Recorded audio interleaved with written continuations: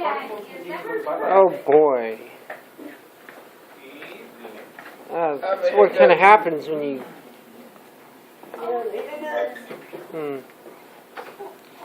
You know what? I thought I'd do some weird topic. Oop-de-doo. Let's talk about some weird stuff.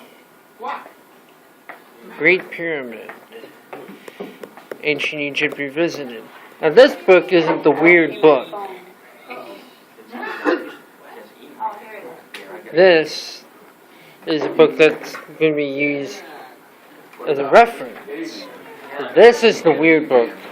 This is the one that is going to be weird as... Well... Heaven's Mirror. The Quest of Lost Civilization by Graham Hancock. And if that name sounds familiar, which it ought to sound familiar to many of you who've done your hard research on the Great Pyramid, because that's one of the many names that ticked off a bunch of the Egyptian establishment in the antiquities and other scholars. As I often say, every now and then you gotta stir the pot. Now,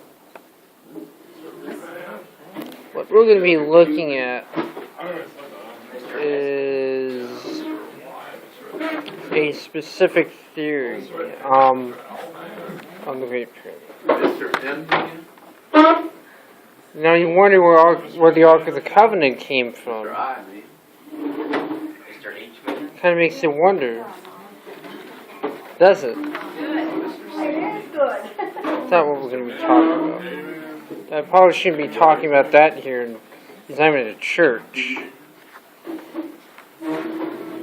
And we don't want to be discussing controversial theories that might offend people, because they earth-shattering philosophies that may or may not disprove the Bible. I don't know, I'm just an agnostic. All I know is I know knowledge of them. I know they exist because I've been told about them. Well, who knows if I've seen them? What are we looking at? What are we looking at?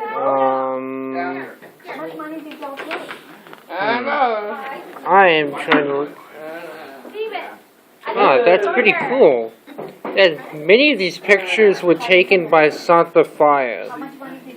I want to write a review about her. Write her photography work.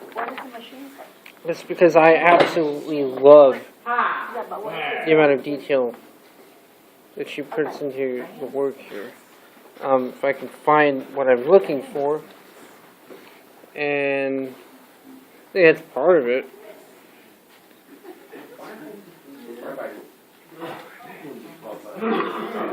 But what we're trying to look for is a date. Yeah. Oh. Yeah. No. Yeah. Yeah, that's amazing.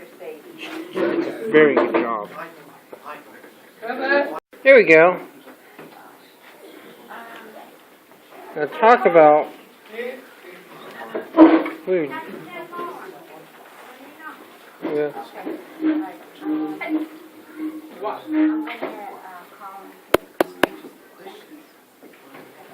Talk about weird. Talk about weird.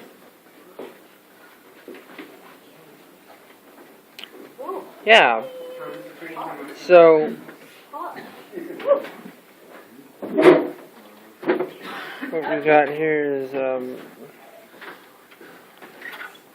some of the evidence that you kind of read through a little bit of that.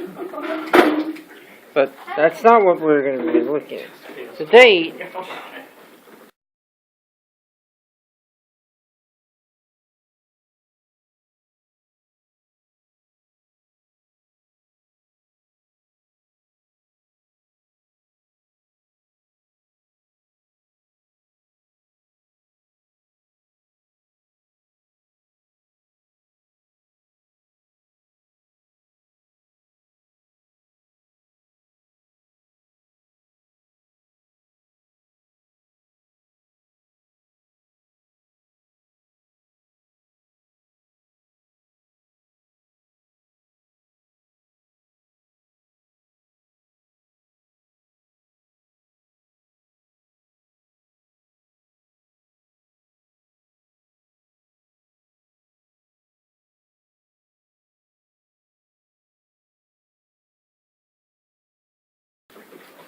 of the Great Pyramid construction is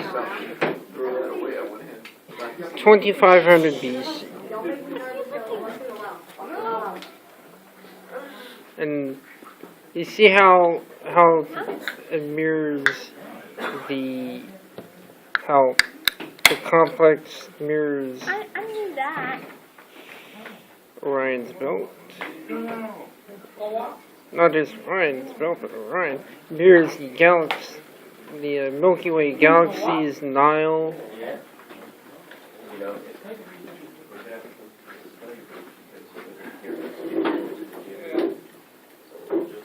Hades, and then you got very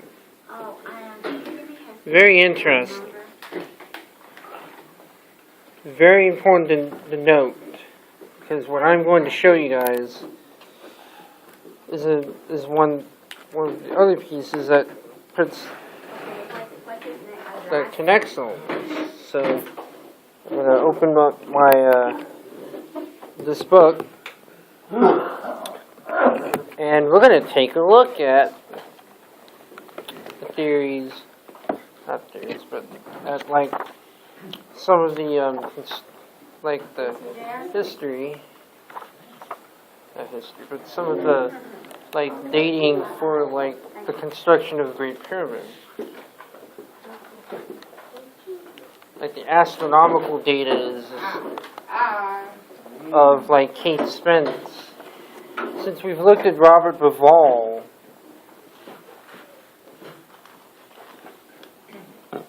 and his astronomical dating, we're going to look at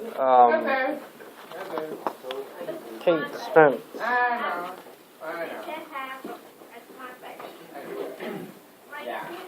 Yeah.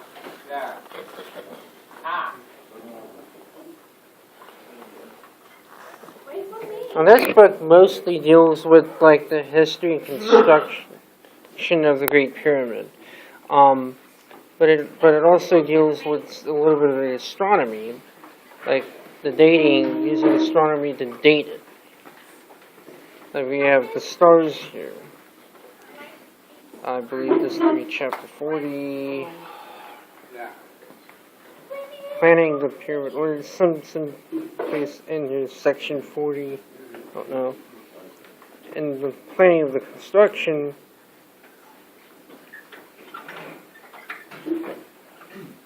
Incredible. But what I want to call attention to is the dating of Kate Spence.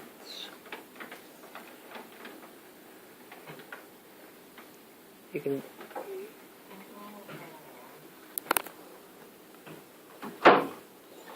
can see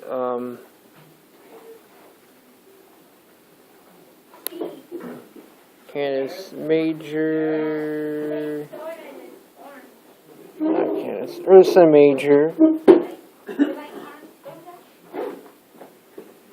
Mizar, Draco.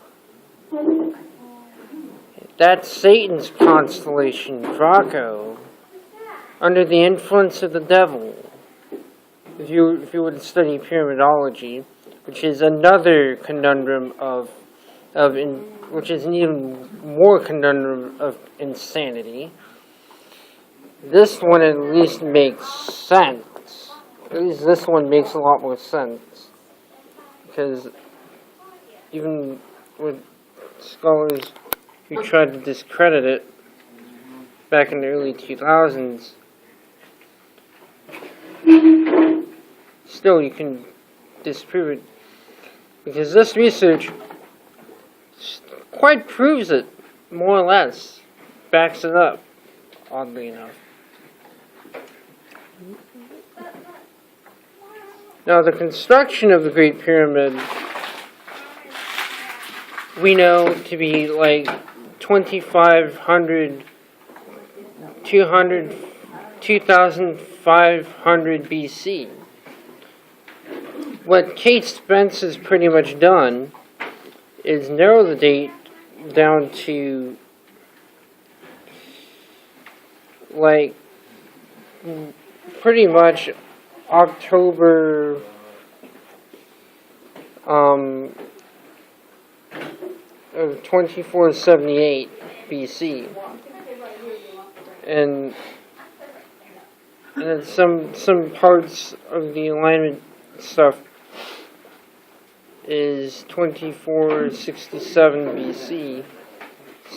Like I believe the northern night sky as seen at midnight at Giza on the 20th of August, 2467. Very interesting.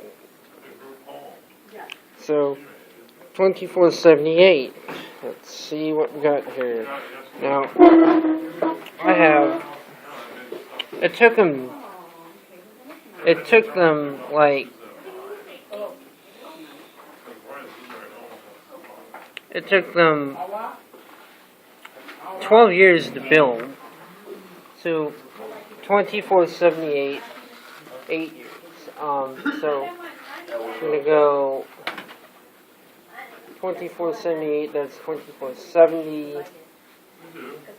Let's go a little bit more.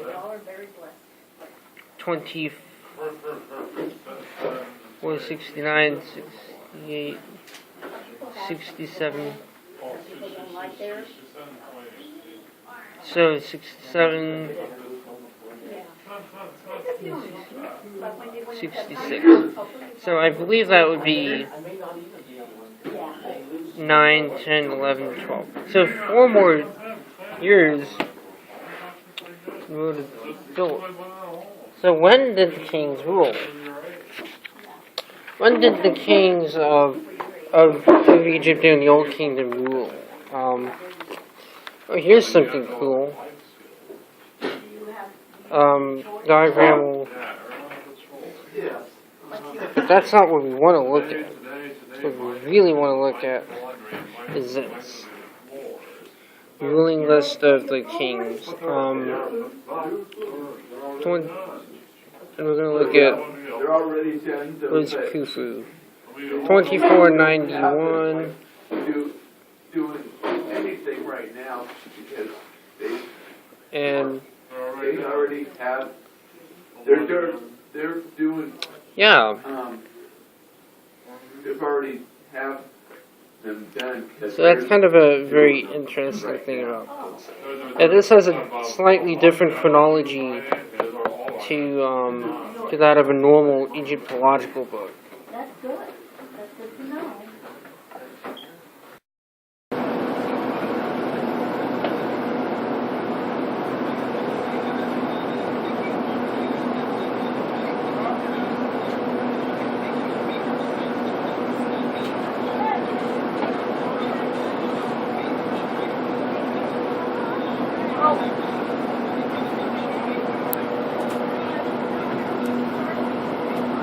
It's been like 2 days, and I haven't really recorded any more footage for this video. But we're gonna now take a look at like what is generally considered the general consensus on the chronology of ancient Egypt. We're gonna be using but we're gonna be using this to look at the kings lists for the kings list for the 4th dynasty. This is the Princeton Dictionary of Ancient Egypt. It has a picture of Thutmose III on the front. Quite possibly Egypt's greatest tactician.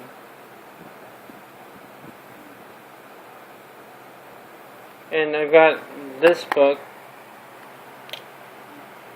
This is a really neat book because it's an illustrated reference to the myths, religions, pyramids, and temples of the land of the pharaohs.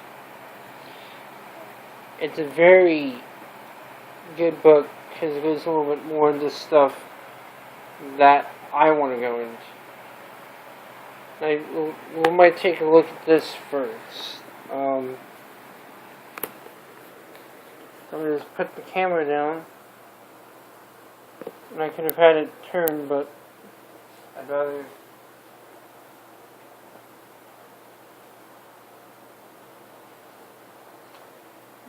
Now, the ancient Egyptians, what I showed you in that video, in the previous clip, was an example of what they called as above, so below. And what that basically means is that they had a tradition that went, an oral tradition about ancient Egypt, about their own land, that it mirrored the heavens. So they reflected that in the construction of their temples, as well as their, not temples, but the pyramids are the clearest example of this. And even the temples themselves, like New Kingdom temples, such as Luxor and Karnak, have astronomical things built into it. So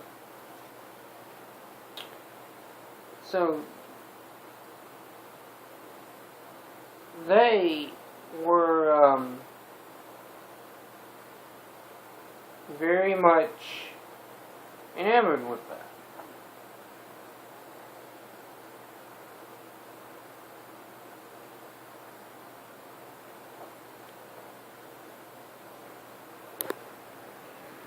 Yep.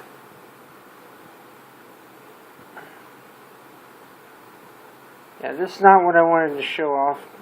It's not what we need to look at, but I decided to show that off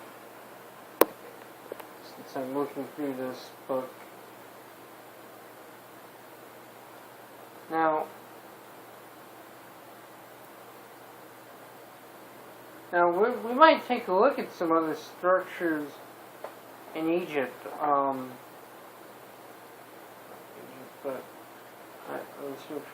but some of the stuff. Well, here's something interesting. Since we are kind of looking at kings lists here. Try to tell me, what does that mean? What do you think is being communicated with that?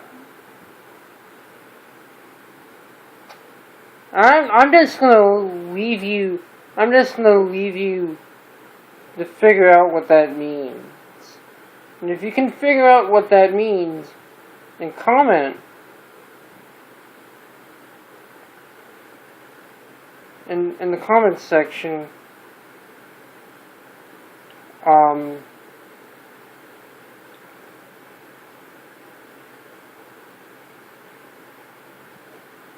I'll be thoroughly impressed with you.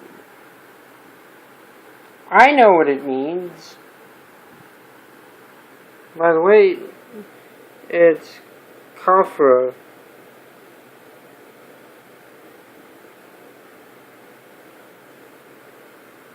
Khafre of Khafra. Shephren, if you're reading Greek. 4th Dynasty King. I'll have to look. I don't think he's like the second king of the 4th Dynasty, or the 3rd. Might be the 3rd, because I think not Snefru. Snefru? I think it's Snefru. Yes, Defender's Petrie. That's it. That's the guy. I think that's the guy I was talking about. And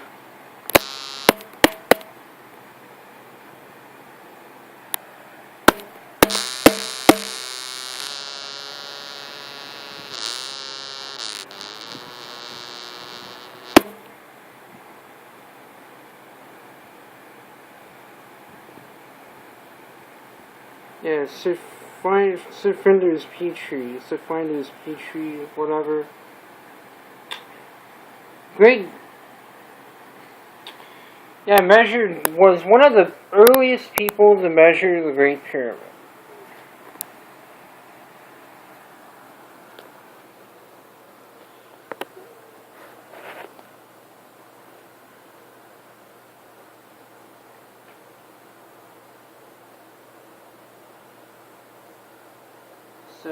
So looking for it, this is amazing. Now this stuff is amazing. You would ever look at ancient history and all that.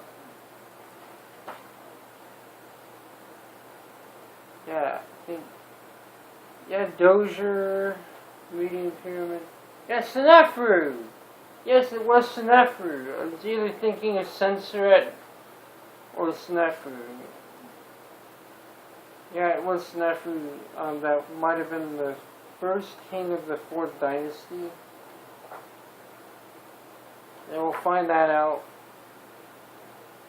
when we look at the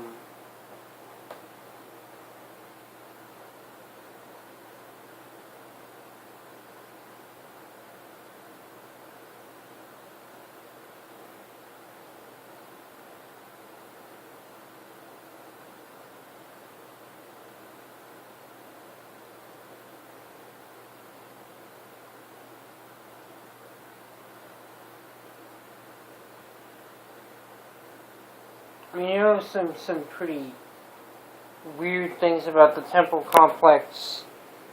Khafre's temple complex.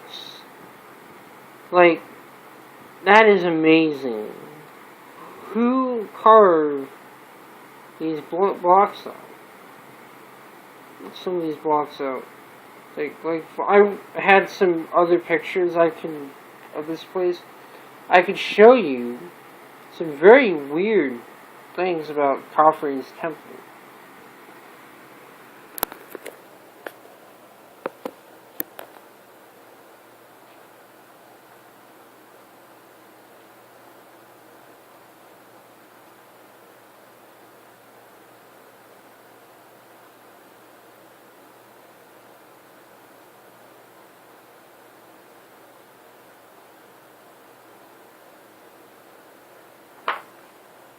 Now there's like Medicare.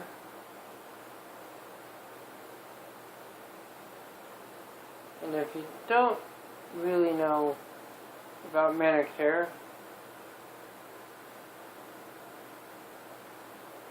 yep, trying to find it. I've found it. Stories from Herodotus. Yeah, Herodotus. Don't take Herodotus seriously for the most part. The Greeks were lousy historians. The only one that I would actually take a lot more seriously was, and at least in ways in terms of the Atlantis, at least Atlantis, is because is Plato. Because Plato, when he told the Atlantis story, more or less, what happened? And you can find this in the Bible. Yeah, you can find this in the book of Genesis. Even though it's not mentioned, it's the same event.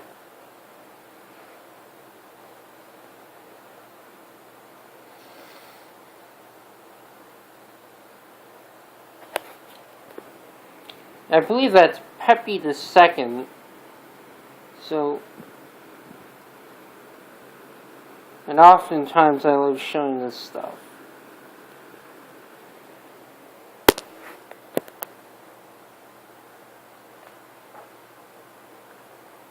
I believe that is Petrie II.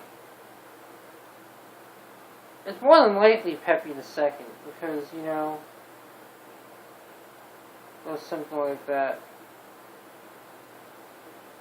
I don't think it is Petrie II, so.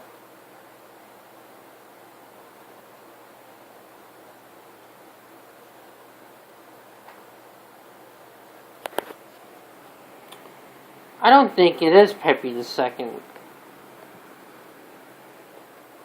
So yeah, I'm looking for the kings list, but just showing off some stuff in this book as I go along. Dozier.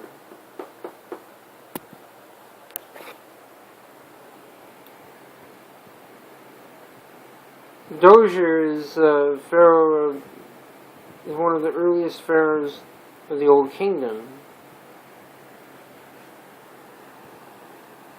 and his step pyramid. Very integral to the Great Pyramid and what it's meant to be. By the way, very much integral to the whole system.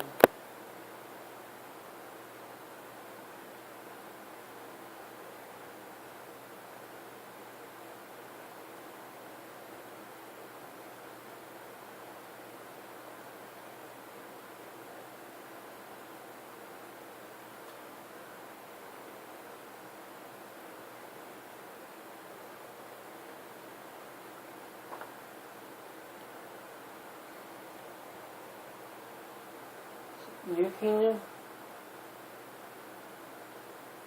Whoa. The construction, some of the construction here is incredibly sophisticated. Like, look at some of that construction at Saqqara, which is where the step pyramid is located. This is not the step pyramid we're looking at, but we're looking at some of like the surrounding structures. Look at that construction. Incredible, isn't that? Wow. They're very detailed. Put a lot of attention to detail. They're famous for that, for their construction ability. Meticulous people. You know, if anyone were to build the Great Pyramid today and build it with that level of sophistication, you know, people would be complaining. Why are we building it? Why are we building it that way? Well, I don't mind it because I think we should have that level of sophistication. Now, a lot of stuff has kind of gone downhill. And that's one of the biggest shames of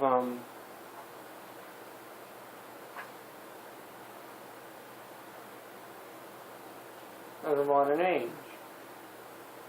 Oh, Tutankhamun, I believe that is Tutankhamun.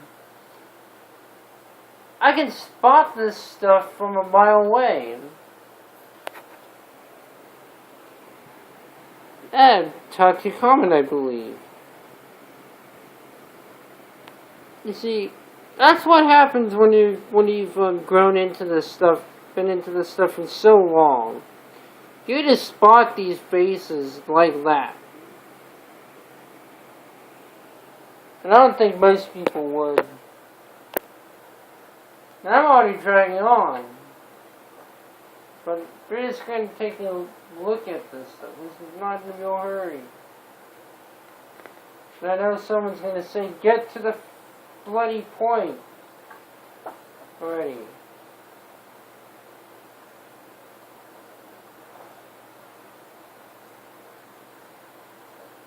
I thought, well, we're going to interject a little. Well, gods and goddesses.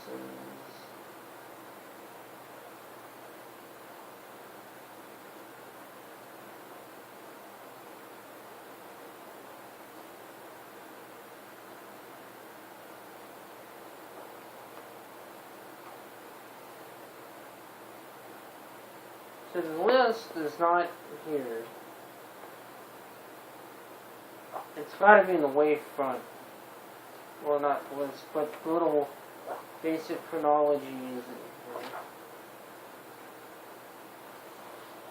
Everyone kind of reads the King Temple Pyramid Mass.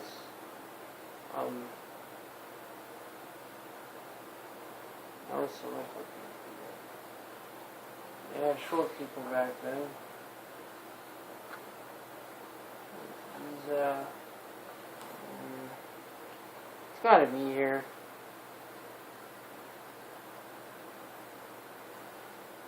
And the ancient Egyptians loved to, and like some of their artwork, like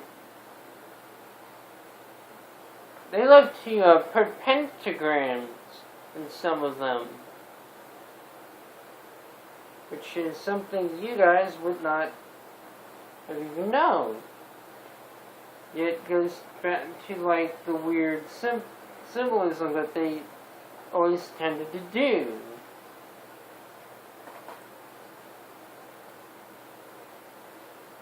I believe that would be New Kingdom that actually did some of that. Napoleon, yep, and I found the picture of Napoleon Bonaparte here. I found a picture of Napoleon Bonaparte. And the reason why Napoleon Bonaparte held his, put his hand there when he stood up was because he had some sort of condition that affected his body. And there's the Sphinx. Looks African, doesn't it?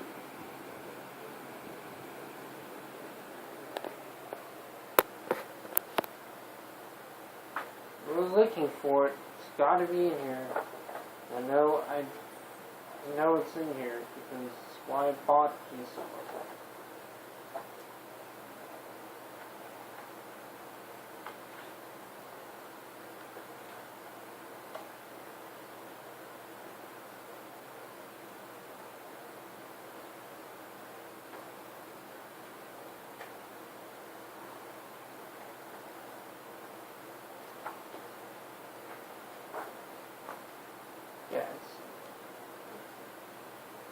Wait, Amun.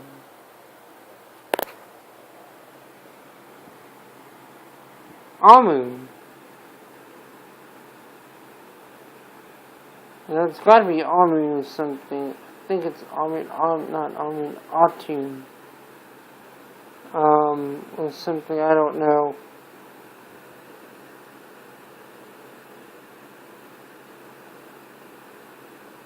Atum, yes, it's Atum. Atum and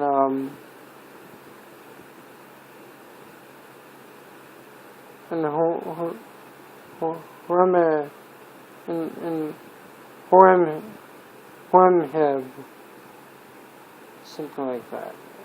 Yeah.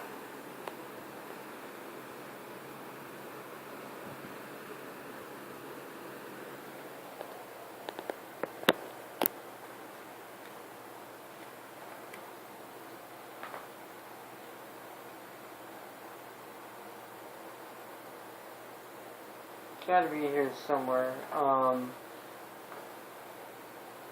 Eyes. Yeah, but I love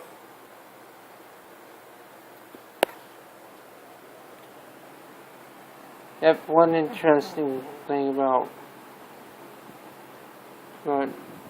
ancient Egyptian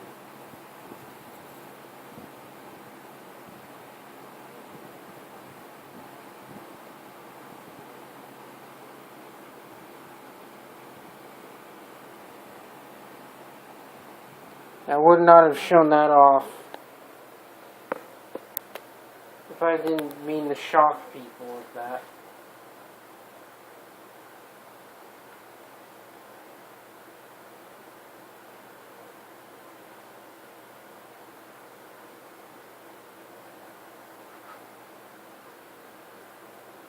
Wow, she's bare-chested. Holy cow. Yep. for us Westerners, that's kind of alien. To think they, and I wouldn't be surprised if women didn't wear bras. Were anything like, well, didn't wear anything like that. I mean, because it's bloody hot, and Egypt is bloody hot. It's a desolate land. And I don't know why in the name of the gods, like, in the name of hell, did they want to stay there? I think they're crazy. I would have told Pharaoh, I think you guys are crazy.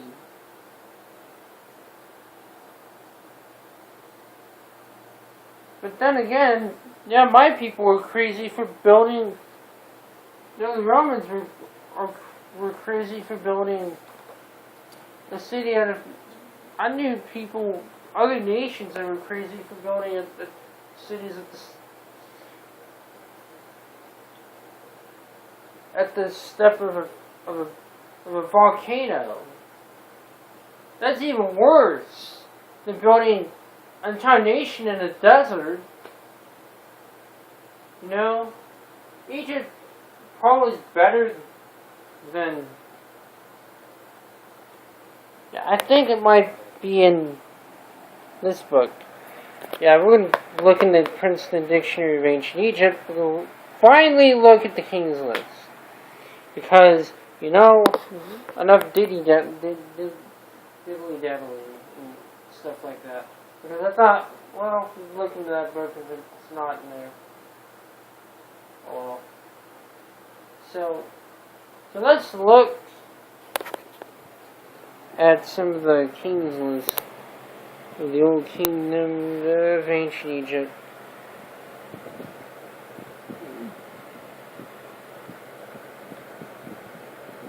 So Khufu,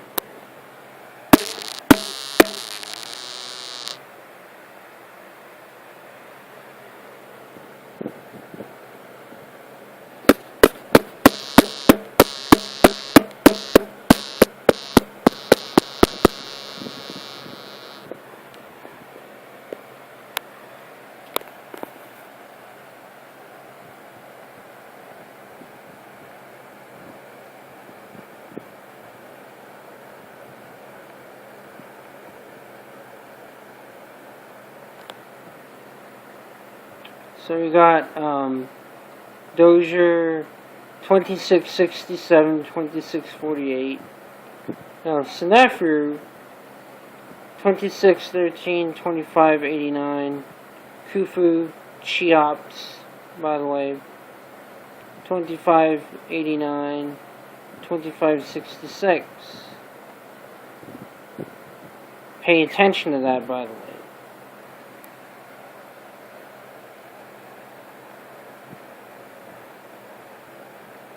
Because that is a very important number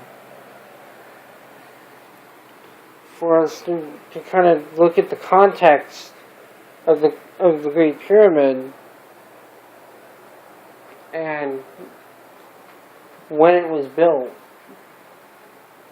That is a date that's very significant in the astronomy of the Giza Plateau, because part of the astronomy of the Great Pyramid is that the shaft pointing to the star, to one of the stars in Orion's belt, Al-Natak,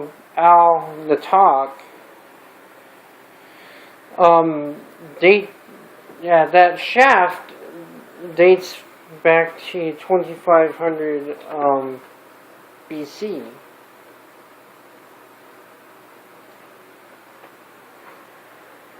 That is a very major point of significance. That is a major point of significance.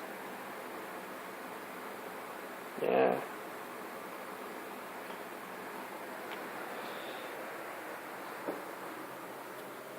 I hope to kind of do more videos like this. Because I just think this would be a great departure the computer content, mainly because this has been stuff I've wanted to talk about on my channel for so long.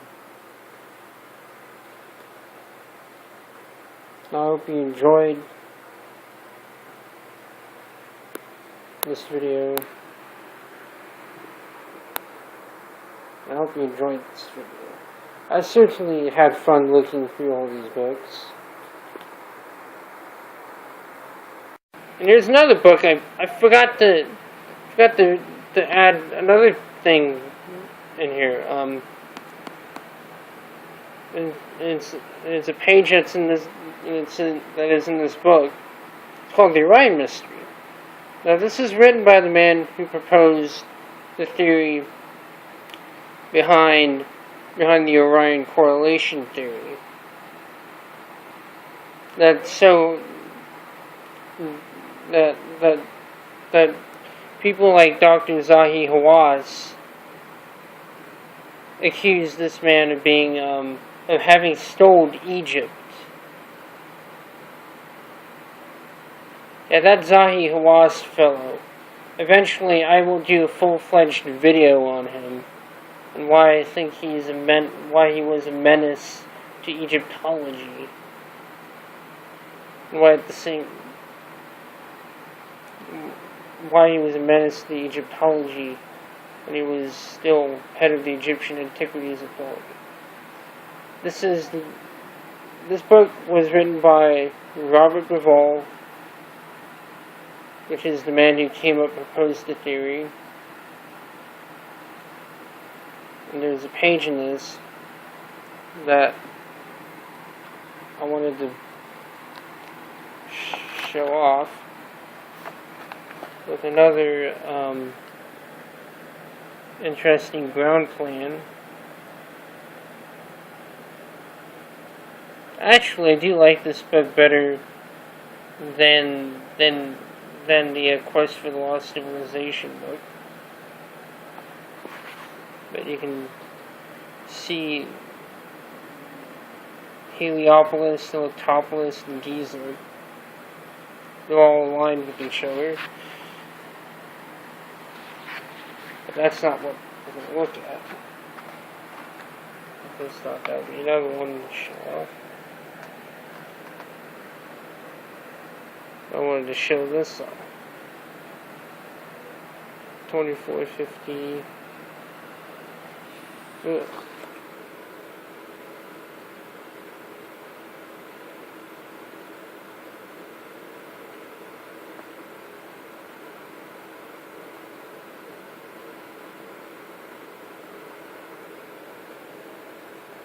Maybe, and then show you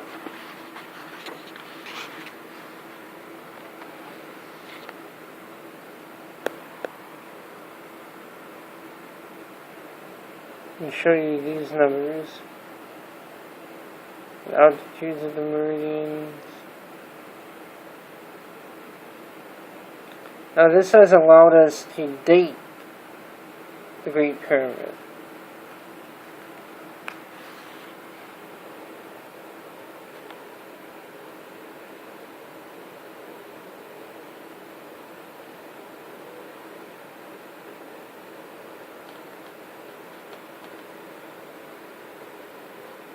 To roughly around 2450 BC, 2450. These numbers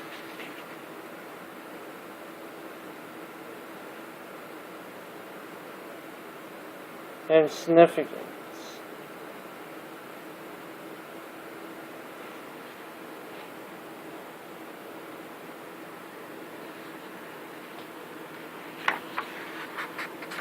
Now you probably just read the book yourself, you know.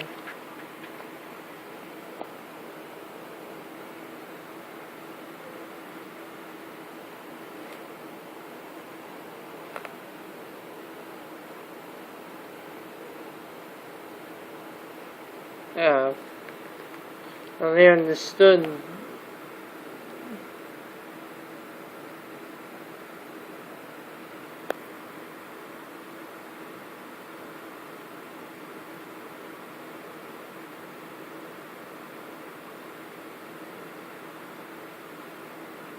2450 BC.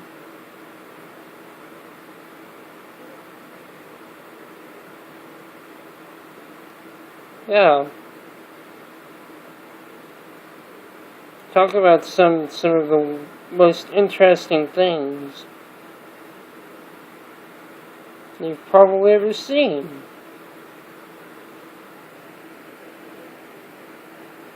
I thought, well, throw that in there. I did